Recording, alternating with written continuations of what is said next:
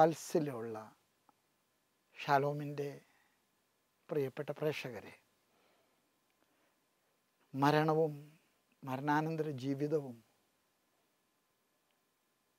നമുക്കൊരു വലിയ ധ്യാന വിഷയമാണ്. മരണത്തിൻ്റെ അനന്ത സാധ്യതകളെക്കുറിച്ച് നമ്മൾ ഇന്നലെ ധ്യാനിച്ചു.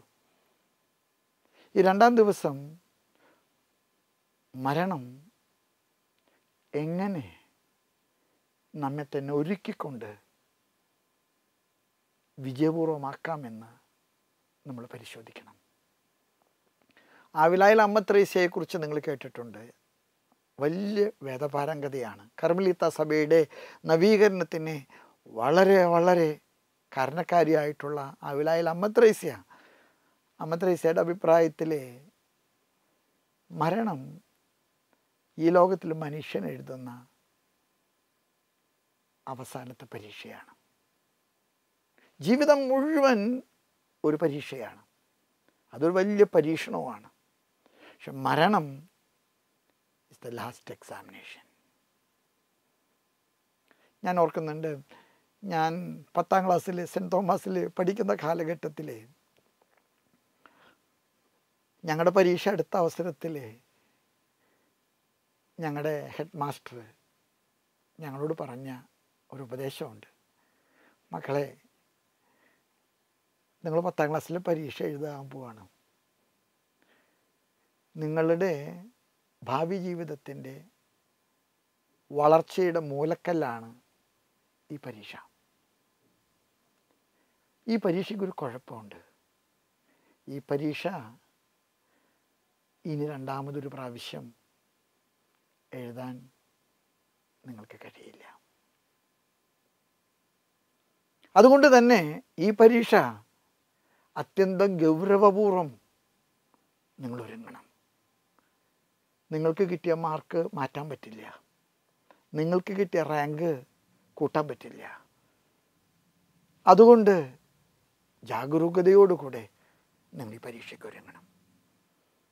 അമ്മ ത്രേസ്യ പറയുകയാണ്, ജീവിതം ഒരു പരീക്ഷാക്കളമാണ്. അതിൽ അവസാനത്തെ പരീക്ഷയാണ് മരണം. അതിനുശേഷം പിന്നെ പരീക്ഷ എഴുതാൻ ഒരു പുനർസാധ്യത നമ്മുടെ മുൻപിലില്ല. വിശുദ്ധ കൊച്ചു ത്രേസ്യ അമ്മ ത്രേസ്യയുടെ ഈ ആത്മീയ പാരമ്പര്യത്തിൽ നിന്ന് ഊർജം സ്വീകരിച്ചുകൊണ്ട് മരണത്തെക്കുറിച്ച് തൻ്റെ ആത്മകഥയിൽ പറയുകയാണ്. നിങ്ങൾക്കറിയാം, കൊച്ചു ത്രേസ്യ കൊച്ചു ചെറുപ്പത്തിലെ ക്ഷയരോഗം പിടിപെട്ട് സഹിച്ചു മരിച്ച ഒരു പുണ്യവതിയാണ്. മരണത്തെ പാർത്ത് കിടക്കുന്ന കൊച്ചു ത്രേസ്യ തൻ്റെ ആത്മകഥാക്കുറിപ്പിൽ എഴുതുകയാണ്, സ്റ്റേജിൻ്റെ താഴെ സമ്മാനത്തിന് പേര് വിളിക്കാൻ കാത്തിരിക്കുന്ന കുട്ടിയെപ്പോലെയാണ് കർത്താവെ ഞാൻ. എൻ്റെ പേര് വിളിക്കുമ്പോൾ മാത്രമേ എനിക്ക് സ്റ്റേജിലേക്ക് കയറാൻ പറ്റുള്ളൂ. എൻ്റെ പേര് എന്താ വിളിക്കാൻ വൈകണേ എന്ന് എൻ്റെ മനസ്സിൽ തോന്നുന്നു. ഞാൻ പ്രതീക്ഷയോടുകൂടെ എൻ്റെ പേര് വിളിക്കുന്നത് കാത്തിരിക്കുന്നു കർത്താവെ. ഞാൻ ഈ കരിസ്മാറ്റിക് മൂവ്മെൻറ്റുമായിട്ടൊക്കെ ബന്ധപ്പെട്ട ഒരാളായതുകൊണ്ട് എൻ്റെ മുറിയിൽ പ്രാർത്ഥനാ സഹായം ചോദിച്ചു വരുന്ന ധാരാളം പേരുണ്ട്. അതിൽ പലരും എന്നോട് പറയുന്ന ഒരു നിയോഗം, പിതാവേ വിസയ്ക്ക് വേണ്ടി അപ്ലൈ ചെയ്തിട്ടുണ്ട്, എല്ലാം ശരിയായിട്ടുണ്ടെന്ന് പറഞ്ഞിരിക്കുന്നത്, പക്ഷെ പേപ്പർ ഇതുവരെ കയ്യിൽ കിട്ടിയിട്ടില്ല. പിതാവ് ഒന്ന് പ്രാർത്ഥിക്കോ. സ്വർഗത്തിലേക്കുള്ള വിസയാണ് മരണം. മരണത്തിന് എങ്ങനെ ഒരുങ്ങണമെന്നും മരണമെന്ന പരീക്ഷ പരാജയപ്പെടാൻ എന്തുകൊണ്ട് കാരണമാകുന്നുവെന്നും ഈശോ നമ്മെ പഠിപ്പിച്ചിട്ടുണ്ട്. മരണത്തിൻ്റെ പരാജയത്തിന് ഘടകമാകുന്ന ചില കാരണങ്ങളെ സംബന്ധിച്ച് ഈശോ പഠിപ്പിച്ച ചില ഉപമകൾ ഇന്ന് നമുക്ക് ധ്യാന വിഷയമാക്കാൻ എനിക്ക് ആഗ്രഹമുണ്ട്. എന്നെ കേൾക്കുന്ന നിങ്ങളോടൊപ്പം ഞാനും ഈ ധ്യാനത്തിൽ സംബന്ധിക്കുകയാണ്. നമ്മുടെ കർത്താവ് മരണം പരാജയപ്പെടാൻ കാരണമായ ഒരു മനുഷ്യൻ്റെ കഥ മത്തായിയുടെ സുവിശേഷത്തിലെ 16-ാമത്തെ അധ്യായത്തിൽ വിവരിക്കുന്നുണ്ട്. ധനവാന്റെയും ലാസറിൻ്റെയും കഥ വളരെ വികാരനിർഭരമായിട്ടുള്ളൊരു കഥയാണ്. പലപ്പോഴും നമ്മുടെ ധ്യാനങ്ങളിലൊക്കെ വൈദികർ ആളുകളെ മാനസാന്തരപ്പെടുത്താൻ ഒരുപാട് പെരുപ്പിച്ച് പറയുന്ന ഒരു കഥയാണ് ഈ ധനവാന്റെയും ലാസറിൻ്റെയും കഥ. ധനവാനെക്കുറിച്ച് നൽകുന്ന വിവരണങ്ങൾ മത്തായിയുടെ സുവിശേഷത്തിലെ 16-ാമത്തെ അധ്യായത്തിൽ നിങ്ങൾ കേൾക്കുമ്പോൾ അത് പ്രകാരമാണ്. അവൻ മൃദുല വസ്ത്രങ്ങൾ കൊണ്ട് മോടി പിടിപ്പിക്കപ്പെട്ടിരുന്നു. അവൻ മൃഷ്ടാന്ന ഭോജനം കൊണ്ട് സുഭിക്ഷമായി ജീവിച്ചു. രണ്ട് കാര്യങ്ങളാണ് അവിടെ പറയുന്നത്. അവൻ ചെമന്ന പട്ടുവസ്ത്രങ്ങൾ കൊണ്ട് മോടി പിടിപ്പിക്കപ്പെട്ടവൻ, മൃഷ്ടാന്ന ഭോജനം കൊണ്ട് സുഭിക്ഷനായിട്ട് ജീവിച്ചവൻ. മരണം പരാജയപ്പെടാൻ കാരണമാകുന്ന രണ്ട് വലിയ ഘടകങ്ങളാണ് സ്വാർത്ഥതയും ധൂർത്തും.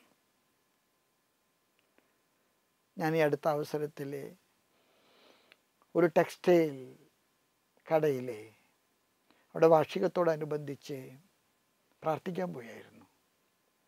പ്രാർത്ഥിക്കാൻ പോയപ്പോൾ പൂച്ചയ്ക്ക് പൊന്നൊരുക്കുന്നിടത്ത് എന്ത് കാര്യം, ഞാൻ ഈ ഉടുപ്പിൻ്റെ തുണി അത് വാങ്ങിക്കാറൊന്നുമില്ല, കിട്ടുന്നത് തയ്ച്ചിടുന്ന ഒരാളാണ്. തയ്പ്പിക്കുന്നത് നന്നാകാറില്ല. ചിലപ്പോഴൊക്കെ എൻ്റെ ടെലിവിഷൻ പ്രോഗ്രാം കാണുന്നവർ എന്നോട് പറയാറുണ്ട്, പിതാവ് കുറച്ചുകൂടെ നല്ലൊരു ഉടുപ്പൊക്കെ ഇട്ട് കുറച്ചുകൂടെ ഫാഷനബിളായിട്ട് വരണം എന്നൊക്കെ പറയാറുണ്ട്. എനിക്ക് പറയാനുള്ളത് ഈ ചമന്ന പട്ട് നമ്മൾ ആഡംബരം പ്രിയം ഇന്ന് വളരെ കൂടിക്കൊണ്ടിരിക്കുക. ഞാൻ ആ കടയിൽ ചെന്ന് കഴിഞ്ഞപ്പോൾ ഈ മന്ത്രകോടി സാരികൾ വിൽക്കുന്ന സെക്ഷനിൽ ചെന്ന് കഴിഞ്ഞപ്പോൾ അവിടുത്തെ പെൺകുട്ടികളോട് ചോദിച്ചു, മക്കളെ ഇവിടെ ഏറ്റവും വില കൂടിയ സാരിക്ക് എത്ര റേറ്റ് ഉണ്ട്? അപ്പോൾ അവർ ചിരിച്ചിട്ട് പറഞ്ഞു, പിതാവിൽ ഹാർട്ട് അറ്റാക്ക് വരണ്ട, പിതാവ് പൊക്കോളൂ. ആവശ്യക്കാരൻ്റെ പത്രാസ് അനുസരിച്ചാണ് സാരിയുടെ വില നിശ്ചയിക്കുന്നത്. 1,00,000 രൂപ വിലയുള്ള സാരിയുണ്ട്. അത് പോരാ എന്ന് പറഞ്ഞാൽ വേറെ കളറിലുള്ള ഒരു സാരി കാണിച്ചിട്ട് 1,50,000 ഒക്കെ അവർ പറയും. ഒരു കല്യാണ സാരി മന്ത്രകോടി ഒരു പെണ്ണ് ജീവിതത്തിൽ ഒരൊറ്റ പ്രാവശ്യം ഉടുക്കും. പിന്നെ അത് ഉടുക്കുന്നത് ഒറ്റ കാര്യത്തിന് മാത്രമേ ഉള്ളൂ, അന്ത്യയാത്രയിലെ ശവമഞ്ചത്തിലെ യാത്ര പോകാൻ. ചമന്ന പട്ട് ആഡംബരപ്രിയമുണ്ടല്ലോ, മരണത്തെ പരാജയപ്പെടുത്താൻ കാരണമാകുന്ന ഒരു വലിയ ഘടകമാണ്. ഇന്ന് നമ്മുടെ സമൂഹത്തിലെ ആഡംബര ഭ്രമം വളരെ വർദ്ധിച്ചുകൊണ്ടിരിക്കുകയാണ്. ധൂർത്തപുത്രൻ്റെ കഥയിലെ ധൂർത്ത എന്ന വാക്ക് നമ്മുടെ കർത്താവ് പ്രയോഗിച്ചിരിക്കുന്നത് ധൂർത്തപുത്രൻ്റെ ധൂർത്തിനെ കുറിച്ച് മാത്രം പറയാനല്ല, ഇന്നത്തെ സമൂഹത്തിൽ നടക്കുന്ന സർവ്വ ധൂർത്തുകളെയും നമ്മുടെ കർത്താവ് മുൻകൂട്ടി കണ്ടിട്ടുണ്ടെന്നാണ് എനിക്ക് തോന്നുന്നത്. ചമന്ന പട്ടു വസ്ത്രങ്ങൾ, മൃഷ്ടാന്ന ഭോജനം.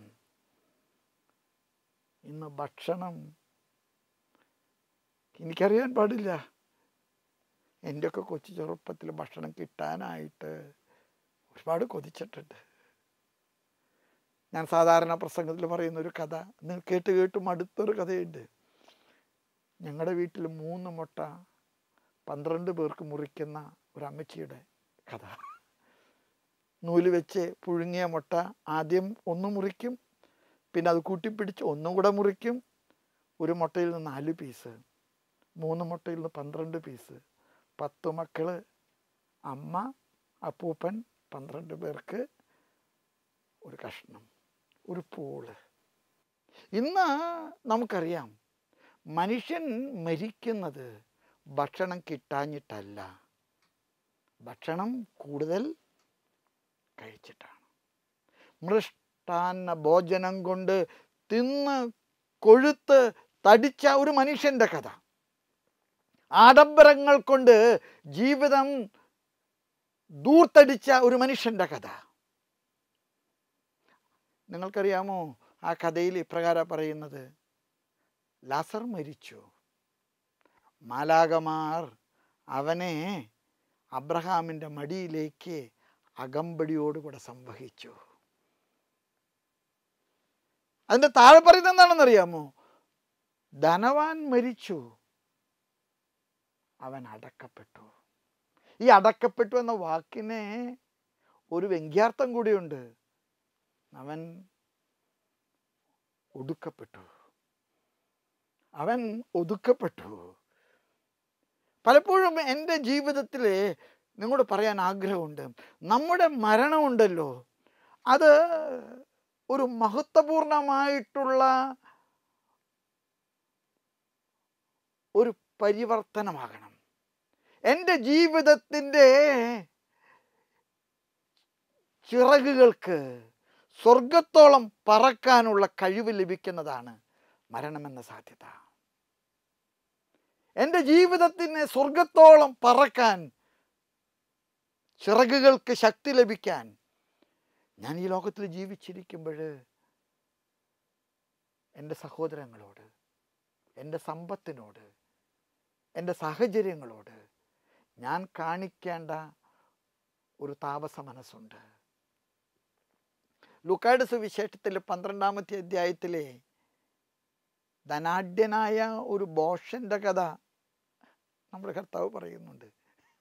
എനിക്ക് ആ കഥയുടെ ടൈറ്റിലാണ് ഏറ്റവും ഇഷ്ടപ്പെട്ടത്, ധനാഢ്യനായ ഭോഷൻ, അല്ലെങ്കിൽ ഭോഷനായ ധനാഢ്യൻ. കർത്താവ് ആ കഥയിൽ പറയുകയാണ്, സർവ ദ്രവ്യാഗ്രഹങ്ങളിൽ നിന്ന് നിങ്ങളുടെ മനസ്സുകളെ അകറ്റുവിൻ, സർവദ്രവ്യാഗ്രഹങ്ങളിൽ നിന്ന് നിങ്ങളുടെ മനസ്സുകളെ അകറ്റുവിൻ. എന്നിട്ട് പറയുകയാണ്, ഒരു ധനാഢ്യനുണ്ടായിരുന്നു, അവൻ്റെ വയൽ സമൃദ്ധമായ വിളവ് നൽകി. നമുക്കറിയാം, വിത്തിറക്കുന്ന കർഷകൻ എത്ര നല്ല വിത്തിറക്കിയാലും, എത്ര നല്ല നിലത്തിറക്കിയാലും അനുകൂലമായ കാലാവസ്ഥ, അതാണ് വിളവിൻ്റെ ഒരു പ്രധാനപ്പെട്ട വിജയ രഹസ്യം. അനുകൂലമായ കാലാവസ്ഥയില്ലെങ്കിൽ വിത്തിൻ്റെ മഹത്വം കൊണ്ടോ വിളഭൂമിയുടെ ഫലഭൂയിഷ്ഠത കൊണ്ടോ ഒന്നും നേടാൻ പോകുന്നില്ല. നമ്മുടെ ജീവിതം അനുഗ്രഹപൂർണമാക്കണം. ഈ ധനാഢ്യൻ ഈ ഉപമയിൽ ഞാൻ നിങ്ങളോട് പ്രസംഗിക്കാൻ വേണ്ടി ഈ ഉപമ പല പ്രാവശ്യം വായിച്ചപ്പോൾ 7 പ്രാവശ്യം പറഞ്ഞ ഒരു വാചകമുണ്ട്, ഞാൻ എൻ്റെ, ഞാൻ എൻ്റെ, ഞാൻ എൻ്റെ അറപ്പുരകൾ വലുതാക്കി പണിയും, എൻ്റെ വിളവ് മുഴുവൻ ഞാൻ അതിൽ ഭാണ്ഡം കെട്ടി ശേഖരിക്കും. ഭാവിയെക്കുറിച്ച് ഇനി എനിക്ക് ആകുലപ്പെടേണ്ട കാര്യമില്ല, കാരണം തലമുറകൾക്ക് തിന്നു തീർക്കാൻ ഞാൻ സംഭരിച്ചു വച്ചിട്ടുണ്ട്. എന്നിട്ട് അഹന്തയോടുകൂടെ ഈ ഭോഷൻ വിളിച്ചു പറയുന്നൊരു കാര്യമുണ്ട്, ആത്മാവേ നീ എന്തിന് ആകുലപ്പെടണം, തിന്ന് കുടിച്ച് മതിക്കുക. സന്തോഷിക്കുക എന്നൊരു പ്രയോഗമാണ് സുവിശേഷത്തിൽ ഉപയോഗിച്ചിരിക്കുന്നത്. അതൊരു റിഫൈൻഡ് യൂസാണ്. സത്യത്തിൽ ആ വാക്കിൻ്റെ അർത്ഥം ആനന്ദിക്കുക, അത് പരിശുദ്ധാത്മാവിൻ്റെ വരദാനമായിട്ടുള്ള ആനന്ദമല്ല, ഈ ലോകത്തിൻ്റെ ജഡമോഹങ്ങളുമായിട്ട് ബന്ധപ്പെട്ട ഒരു പ്രയോഗമാണത്. അതുകൊണ്ടാണ് ഞാൻ ആ പദത്തെ ഇങ്ങനെ പ്രയോഗിച്ചത്, തിന്നുക, കുടിക്കുക, മതിക്കുക.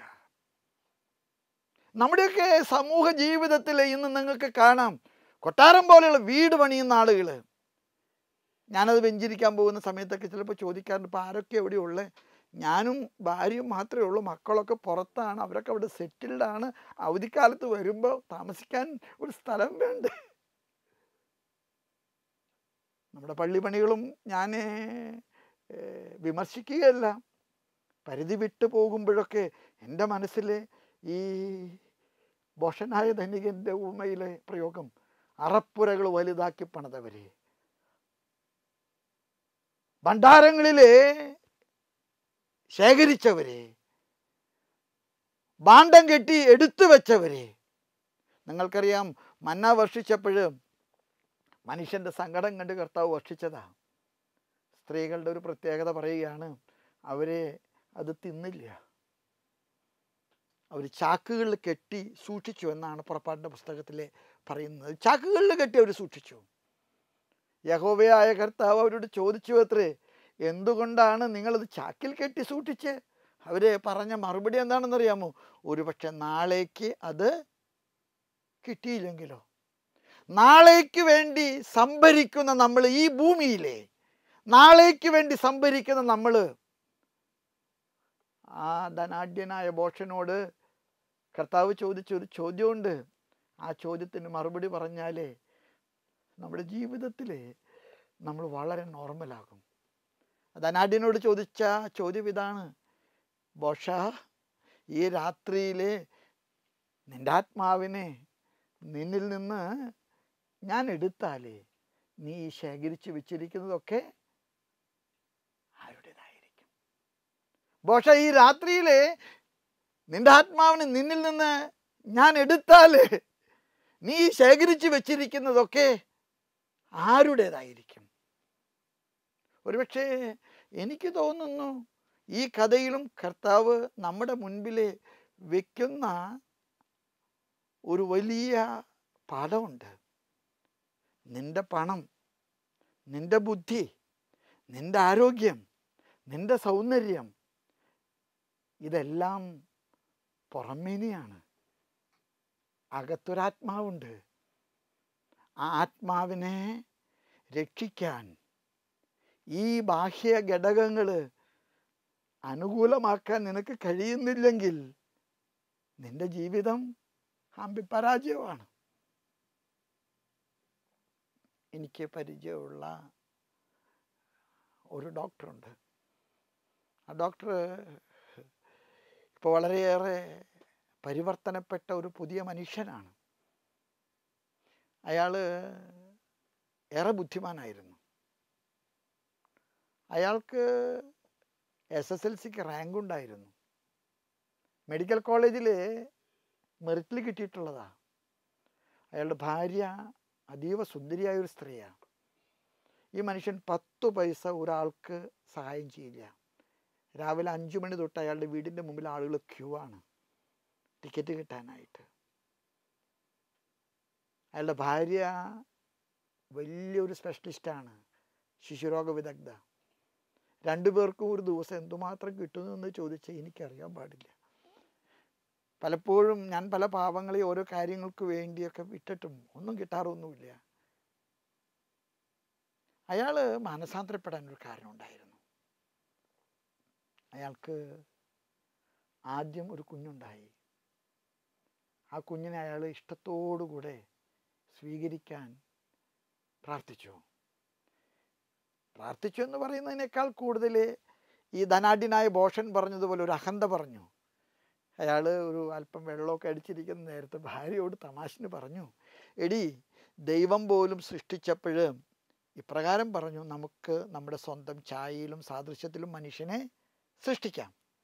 നിനക്ക് ഉദരത്തിൽ ജനിക്കാൻ പോകുന്ന എൻ്റെ കുഞ്ഞുണ്ടല്ലോ, അതിന് എൻ്റെ ബുദ്ധിയും നിൻ്റെ സൗന്ദര്യം ഉണ്ടാകണം. കുട്ടി ജനിച്ചപ്പോഴേ അയാൾ ഞെട്ടിപ്പോയി. അത് ബീഭത്സമായിട്ടുള്ള ഒരു മന്ദബുദ്ധിയായിരുന്നു. ഹൈപ്പർ ആക്റ്റീവായിരുന്നു. ചങ്ങലക്കിട്ട് പൂട്ടിയാൽ പോലും അവനെ നിയന്ത്രിക്കാൻ അയാൾക്ക് കഴിഞ്ഞിരുന്നില്ല. അന്നാണ് അയാൾ പറഞ്ഞത്, ബോഷ, നീ സ്വരൂപിച്ച് വെച്ചതൊക്കെ ആർക്കു വേണ്ടിയാ? ഇന്ന് രാത്രിയിൽ നിന്റെ ആത്മാവിനെ ഞാൻ നിന്നിൽ നിന്ന് എടുത്താലേ നിനക്ക് എന്ത് പ്രയോജനം? എന്നെ കേൾക്കുന്ന എൻ്റെ സഹോദരങ്ങളൊക്കെ എനിക്ക് പറയാൻ ഒരു കാര്യമുണ്ട്. മരണത്തിൻ്റെ ഒരുക്കം അന്ത്യകൂദാശയല്ല കേട്ടോ.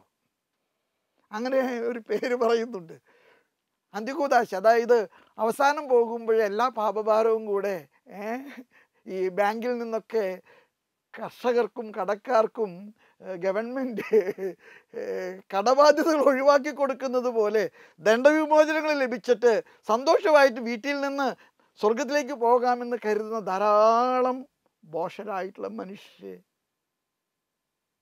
എന്നെ കേൾക്കുന്നുണ്ട്. ഞാൻ അക്കൂട്ടത്തിൽ പെട്ട ഒരാളാണ്. ഒരുപക്ഷെ എനിക്കവിടെ പറയാൻ ആഗ്രഹം, നമ്മൾ എങ്ങോട്ടാണോ ചെരിഞ്ഞു നിൽക്കുന്നത് അങ്ങോട്ടാണ് മഴയെന്ന മാരിയിലും കാറ്റിലും മരം വീഴാൻ പോകുന്നത്. അതുകൊണ്ടാണ് കർത്താവ് ബോഷനോട് ചോദിച്ച്, ബോഷ, ഈ രാത്രിയിൽ നിന്റെ ആത്മാവിനെ നിന്നിൽ നിന്ന് ഞാൻ എടുത്താൽ നീ ശേഖരിച്ചത് വെച്ചത് മുഴുവൻ ആരുടേതായിരിക്കും? നമ്മുടെ ബുദ്ധി അനുഗ്രഹമാണ് പ്രിയമുള്ളവരെ. അത് നോട്ടടിക്കാനുള്ളൊരു മിഷൻ മാത്രമല്ല, നമ്മുടെ സ്വാധീനം, നമ്മുടെ സാധ്യതകൾ, നമ്മുടെ സിദ്ധികൾ, ഇതെല്ലാം തന്നെ ഈ സമൂഹത്തിലെ നമ്മൾ എഴുതേണ്ട പരീക്ഷകളാണ്. നമ്മൾ വിജയിക്കേണ്ട ചില പരീക്ഷണങ്ങളാണ്. നമ്മുടെ കർത്താവിന് മരുഭൂമിയിലെ അനുഭവപ്പെട്ട അതേ പരീക്ഷകൾ ചെകുത്താൻ നമുക്ക് നൽകുന്നുണ്ട്. നീ കുമ്പിട്ട് ആരാധിച്ചാലേ ഈ ലോകം മുഴുവൻ ഞാൻ നിനക്ക് നൽകും. പണത്തെ ആരാധിക്കുന്നവരെ, ആരോഗ്യത്തെ ആരാധിക്കുന്നവരെ, സൗന്ദര്യത്തെ ആരാധിക്കുന്നവരെ, ഞാൻ ചിലപ്പോഴൊക്കെ യാത്ര ചെയ്യുമ്പോഴോ ഓരോ പള്ളികളിലൊക്കെ ചെല്ലുമ്പോൾ എനിക്കറിയാൻ പാടില്ല, ഈ മുള്ളംപന്നിയുടെ മുള്ളു പോലെ മുടി കൊണ്ട് കോപ്രായം കാണിക്കുന്ന പിള്ളേരെ കാണാറുണ്ട്. ഞാൻ ഒരിക്കൽ ഒരു പയ്യനോട് ചോദിച്ച്, എടുത്ത് എന്നാത്? ഇപ്പം പറഞ്ഞതാണ് ഫാദർ ഫ്രിക്കൻ സ്റ്റൈല്. ഞാൻ പറഞ്ഞു, ഇത് ഭയങ്കര ബുദ്ധിമുട്ടല്ലടാ. അത് ഫാദറെ പണച്ചെലവുള്ള കാര്യമാണ്. മണിക്കൂറുകൾക്ക് കാത്തിരുന്നിട്ടാണ് ഇത് ചെയ്യുന്നത്. പശ തേച്ചും വടിവെച്ചും മുടി വെച്ചും കെട്ടിയിട്ടൊക്കെയാണ് ഇതുണ്ടാക്കുന്നത്. ഇങ്ങനെയുള്ള പിള്ളേരാണ് പറയുന്നത് കുർബാനയ്ക്ക് സമയം കൂടിപ്പോയി, പ്രസംഗം നീണ്ടുപോയി. പരീക്ഷകളാണ് എൻ്റെ പ്രിയമുള്ളവരെ. ധനാഢ്യനായ ബോഷൻ കടന്നുപോയ വലിയൊരു പരീക്ഷണമുണ്ട്, തോറ്റ തുപ്പിയിട്ടൊരു പരീക്ഷണം. അറപ്പുരകൾ വലുതാക്കി കെട്ടി, ചാക്കുകളിൽ കെട്ടി ഭാണ്ഡമാക്കി വെച്ചു. എന്നിട്ട് ആത്മകഥം ചെയ്തു. അഹങ്കാരത്തിൽ തിന്ന് കുടിച്ച് മതിക്കുക.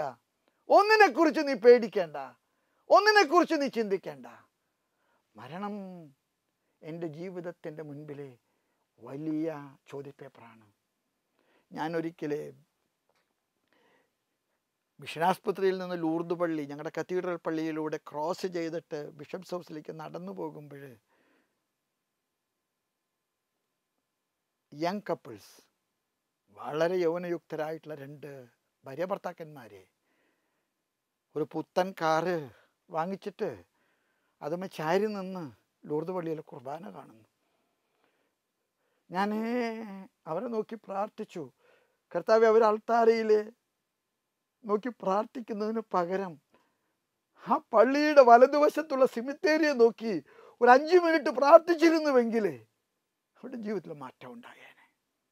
അതുകൊണ്ടാണ് കർത്താവ് ബോഷ എന്ന പ്രയോഗം. കർത്താവ് വളരെ ക്രുദ്ധമായിട്ടുള്ളൊരു പ്രയോഗമാണ്. ബോഷ, ഈ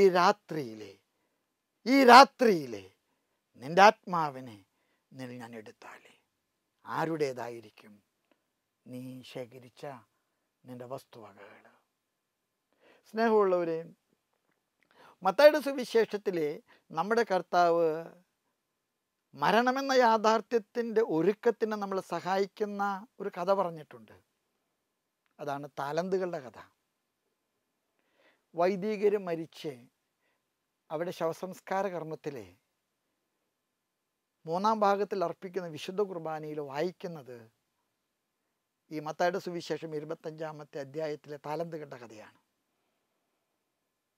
5 താലന്ത് കിട്ടിയവൻ കഠിനാധ്വാനം ചെയ്ത് വർദ്ധിപ്പിച്ച് 5 കുടം നേടി. 2 താലന്ത് കിട്ടിയവൻ കഷ്ടപ്പെട്ട് 2 കുടം നേടി. 1 താലന്ത് കിട്ടിയവൻ അവൻ യജമാനനോട് വന്ന് പറഞ്ഞത് എന്താണെന്ന് നിങ്ങൾക്ക് കേൾക്കണോ? അവൻ പറഞ്ഞത്, എനിക്ക് അവൻ പ്രയോഗിച്ച 2 പദപ്രയോഗങ്ങൾ ആ പദപ്രയോഗങ്ങൾ ഒരുപക്ഷെ എനിക്ക് തോന്നുന്നു ഈ ഒരു താലന്ത് കിട്ടിയവൻ ഒരു തൃശ്ശൂർ പശ്ചാത്തലമുള്ളവനാണെന്നാണ് എനിക്ക് തോന്നുന്നത്. അവൻ പറഞ്ഞ എന്താണെന്നറിയാമോ? നിന്നെപ്പോലെ ഒരു പെറുക്കീനെയും ഒരു പിശുക്കനെയും ഞാൻ ജീവിതകാലത്ത് കണ്ടിട്ടില്ല. നീ എന്താ സ്വഭാവം? വെക്കാത്തടുത്തുനിന്ന് എടുക്കുന്നവൻ, വെതറാത്തടുത്തുനിന്ന് ശേഖരിക്കുന്നവൻ. എനിക്കിതിനെ ഭയമായിരുന്നു.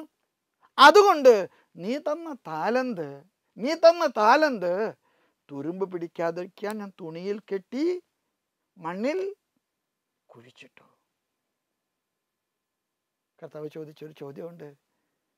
നിനക്കത് പണവ്യാപാരികളുടെ കയ്യിൽ കൊടുത്ത് പലിശക്കിട്ടിരുന്നുവെങ്കിൽ ഞാൻ തിരിച്ചു വരുമ്പോൾ നീ ഒരു പണിയെടുത്തില്ലെങ്കിൽ പോലും അതിൻ്റെ പലിശയെങ്കിലും നീ കൊണ്ടുവന്ന് തരാറില്ലേ? സ്നേഹമുള്ള എൻ്റെ സഹോദരങ്ങളോടൊക്കെ എനിക്ക് പറയാൻ ആഗ്രഹമുണ്ട്. മരണം ഒരു മഹാപരീക്ഷണമാണ്. ആ പരീക്ഷണം ജീവിതം മുഴുവനുള്ള ഒരു പരീക്ഷണമാണ്. ജനിച്ച നാൾ തുടങ്ങി മരിക്കുന്നത് വരെ ഈ പരീക്ഷണത്തിൽ പരാജയപ്പെടാതിരിക്കാൻ ഞാനും നിങ്ങളും പരിശ്രമിക്കണം. ചവറ കുര്യാക്കോസ് ഏലിയാസ് പിതാവിൻ്റെ വിശുദ്ധപദ പ്രഖ്യാപന വേളയിലെ പരിശുദ്ധ പിതാവ് പറഞ്ഞ വാക്കുകൾ ശ്രദ്ധേയമാണ്. ഈ പുണ്യപിതാവ് ജനിച്ചന്ന് തുടങ്ങി മരിക്കുന്നന്ന് വരെ പാപലേശമില്ലാതെ ഈ ലോക ജീവിതത്തിലെ ദൈവത്തിൻ്റെ പരീക്ഷ പാസ്സായി. നമ്മുടെ ജീവിതം മുഴുവൻ ഒരു പരീക്ഷക്കളവാണ്. We are in an examination hall. ജീവിതത്തിൽ ഞാനും നിങ്ങളും എന്നും പരീക്ഷണങ്ങളിലാണ്. അത് പണം കൊണ്ടായിട്ടുള്ള പരീക്ഷണങ്ങളാണ്, അത് സമ്പത്ത് കൊണ്ടുള്ള പരീക്ഷണങ്ങളാണ്, അത് സൗന്ദര്യം കൊണ്ടുള്ള പരീക്ഷണങ്ങളാണ്, അത് ആഗ്രഹങ്ങൾ കൊണ്ടുള്ള പരീക്ഷണങ്ങളാണ്, അത് ദുരാഗ്രഹങ്ങൾ കൊണ്ടുള്ള പരീക്ഷണങ്ങളാണ്, അത് ധൂർത്ത് കൊണ്ടുള്ള പരീക്ഷണങ്ങളാണ്. ഇവിടെയൊക്കെ വിജയിക്കാൻ കഴിയാത്തവനെ പള്ളിയിൽ അച്ഛൻ വന്ന് തൈലം പൂശി അന്ത്യകുദാശ കൊടുത്ത് മരിച്ചുവെന്ന് നോട്ടീസ് അടിച്ച് പത്രത്തിലിട്ട് സ്വർഗത്തെ പോകാമെന്ന് കരുതുന്നത് ബോഷത്തരമാണ്. അതുകൊണ്ടാണ് കർത്താവ് അവിടെ പ്രയോഗിക്കുന്ന ബോഷ. എന്നെ കേൾക്കുന്ന എൻ്റെ എല്ലാ സഹോദരനും കൂടെ എനിക്ക് പറയാൻ ഒന്നേ ഉള്ളൂ. മരണം ജീവിതത്തിൻ്റെ അവസാനത്തിൽ നിങ്ങൾ പാസ്സാകുന്ന ഒരു പരീക്ഷയല്ല. It is an aggregate examination. ജനിച്ചന്ന് തുടങ്ങി ജീവിതത്തിൻ്റെ അന്ത്യം വരെ നിങ്ങൾ നടത്തുന്ന എല്ലാ പ്രവർത്തനങ്ങളും തമ്പുരാൻ ജീവൻ്റെ പുസ്തകത്തിൽ എഴുതും. ജീവൻ്റെ പുസ്തകത്തിൽ ആ കണക്കുണ്ട്. ആ കണക്കിൻ്റെ ലെഡ്ജർ നമ്മുടെ പാസ് മാർക്ക് നിശ്ചയിക്കും. ആ കണക്കിൻ്റെ ലെഡ്ജർ. അതുകൊണ്ടാണല്ലോ വിശുദ്ധന്മാരായവരെല്ലാം തന്നെ പറയുന്നു വീരോചിതമായി ജീവിച്ചുവെന്ന്. മരണം വിജയമാകുന്നത് ജീവിതത്തെ വീരോചിതമാക്കുമ്പോഴാണ്. ജീവിതത്തെ വീരോചിതമാക്കുമ്പോൾ ഈ നവംബർ മാസം 4-ാം തീയതി റാണി മരിയയെ വാഴ്ത്തപ്പെട്ട രക്തസാക്ഷിണിയായിട്ട് സഭ പ്രഖ്യാപിക്കുകയാണ്. 1.25 മണിക്കൂർ നടന്ന ദ്വന്ദ്വയുദ്ധത്തിൽ സമീന്ദർ സിംഗ് കടാര കൊണ്ട് ഏറെ പ്രാവശ്യം കുത്തി മുറിവേൽപ്പിച്ചു. സമീന്ദർ സിംഗ് പിന്നീട് ഒരു ക്രിസ്തു ഭക്തനായി. അദ്ദേഹം സ്നാനം സ്വീകരിച്ചിട്ടില്ല, പക്ഷെ ക്രിസ്തുവിൽ അദ്ദേഹത്തിന് വലിയ വിശ്വാസമാണ്. ഷാലോം ടെലിവിഷൻ നടത്തിയ ഇൻ്റർവ്യൂവിൽ സമീന്ദർ സിംഗ് പറഞ്ഞു, റാണി മരിയ മരിച്ചപ്പോൾ ഞാൻ മാനസാന്തരപ്പെട്ടു. റാണി മരിയ മരിച്ചപ്പോൾ ഞാൻ മാനസാന്തരപ്പെട്ടു. കാരണം ഈ കടാരക്കുന്തത്തിന് മുമ്പിൽ റാണി മരിയ എന്നോട് പറഞ്ഞ വാക്കുകൾ എന്താണെന്നറിയാമോ? സമീന്ദർ, you may kill my body, but you cannot kill my faith. You cannot kill my soul. You cannot kill my faith. You cannot kill my soul. എൻ്റെ സഹോദരങ്ങൾ, വിശ്വാസം സൂക്ഷിക്കുക, ജീവിതത്തെ വിജയത്തിലെത്തിക്കുക. അതുകൊണ്ട് മരണം ഒരു ദിവസം സംഭവിക്കുന്ന ഒരു യാഥാർത്ഥ്യമല്ല. ജീവിതം മുഴുവൻ മരണമെന്ന യാഥാർത്ഥ്യത്തിലേക്കുള്ള ഒരുക്കമാണ്. മരണത്തെ മുന്നിൽ കണ്ടുകൊണ്ട് ജീവിതത്തെ ക്രമപ്പെടുത്തുന്നത്, നിനക്ക് നൽകിയ താലന്തുകളെ വർദ്ധിപ്പിക്കുന്നത്, നിനക്ക് നൽകിയ സാധ്യതകളെ സ്വർഗത്തിലേക്കുള്ള കോവണിയാക്കുന്നത്, നിനക്ക് നൽകിയ സമ്പത്തിനെ ലോകത്തിലെ സ്വർഗത്തിലേക്കുള്ള വഴിയാക്കുന്നത്. സഹോദരങ്ങളെ, നമുക്ക് പ്രാർത്ഥിക്കാം. അത്തരത്തിലെ മരണത്തിനൊരുങ്ങാൻ ദൈവം നമ്മെ അനുഗ്രഹിക്കട്ടെ. പരിശുദ്ധമ്മ നമുക്ക് മധ്യസ്ഥയാകട്ടെ. ആമേൻ.